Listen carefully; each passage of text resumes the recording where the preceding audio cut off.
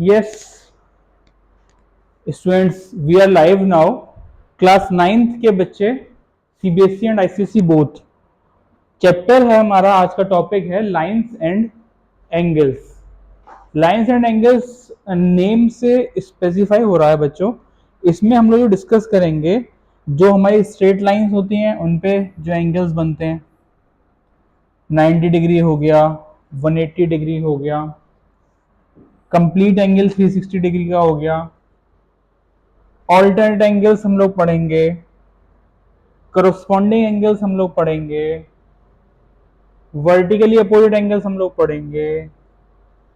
Triangle में जो angle sum property होती है, sum of all angles is 180 degree, उसको भी पढ़ेंगे, उसको प्रूव भी करेंगे।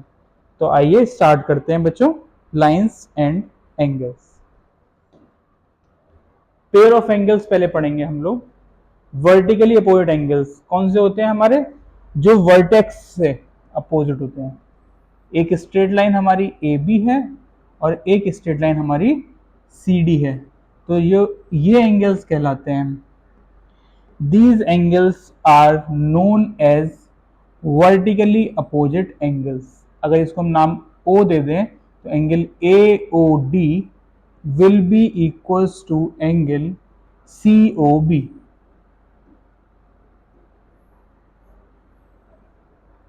Similarly, angle AOC is equals to angle BOD. These are known as vertically opposite angle. ये vertex कहलाती है, vertex के इधर और इधर, ऊपर और नीचे। आइए नेक्स्ट पे चलते हैं।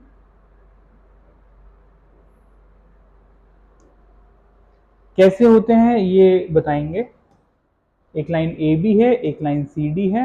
दीज एंगल्स, जो ये हमने हाईलाइट किए हैं एंगल्स, इनको हम लोग कहते हैं बच्चों vertically opposite angles.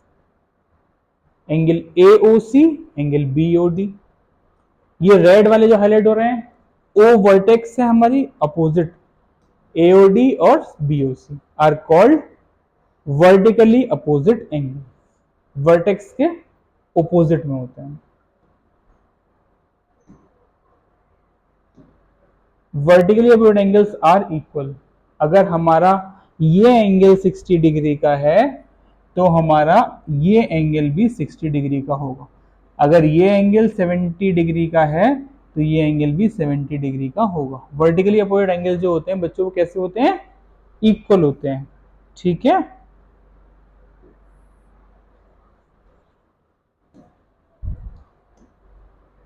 Adjacent angles कौन से होते हैं?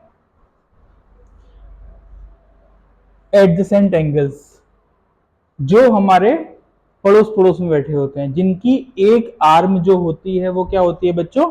कॉमन होती है।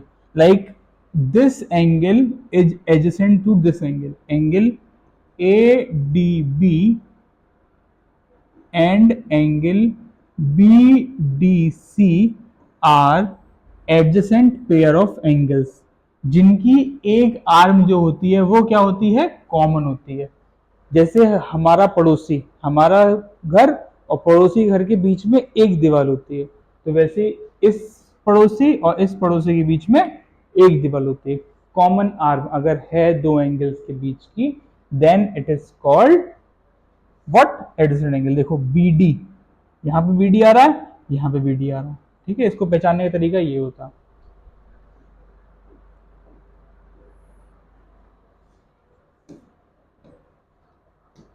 ए डी बी और बीडीसी। एडीबी ये वाला है, दिख रहा है जो हाईलाइट किया ग्रीन कलर से। बीडीसी ये वाला है जो हाईलाइट किया है ब्लू कलर से। कॉमन वर्टेक्स डी होती है, हैव कॉमन वर्टेक्स डी,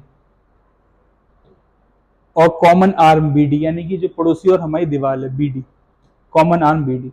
अगर दो एंगल्स का वर्टेक्स भी कॉमन है और आर्म भी कॉमन है तो हम उनको कहेंगे क्या बच्चों?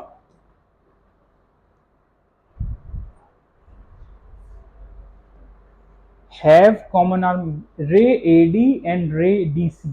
AD and DC are non-common arm lying on either side of common arm.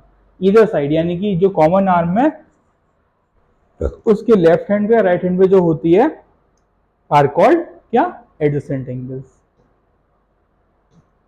Two angles are said to be adjacent if they have common vertex. D. They have common ray. BD. Non-common arm should lie on either side of common arm. या तो AD इधर हो या AD इधर हो, DC इधर हो या इधर हो. अगर ये फॉलो अप हो रही हैं तीनों कंडीशन, देन जो एंगल्स कहलाएंगे वो कहलाएंगे आपके क्या?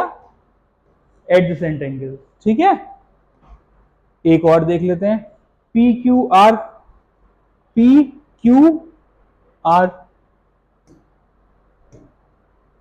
SQR. ये भी हमारे एडजेसेंट एंगल्स हैं. क्यों? इनकी कॉमन वर्टेक्स क्या है? Q है, और इनकी कॉमन आर्म क्या है? SQ है. QR है. QR is the common arm. देखो QR से ही RQP बन रहा है और RQS बन रहा है. तो इन एंगल्स को भी हम लोग कहेंगे क्या? Adjacent angle. ठीक है, इसको फिगर बना लो और इसको नोट डाउन कर लो. They have common vertex, they have common arm, और नॉन कॉमन आर्म जो QS है और जो QP है वो ईदर साइड पे बिलोंग कर रही है.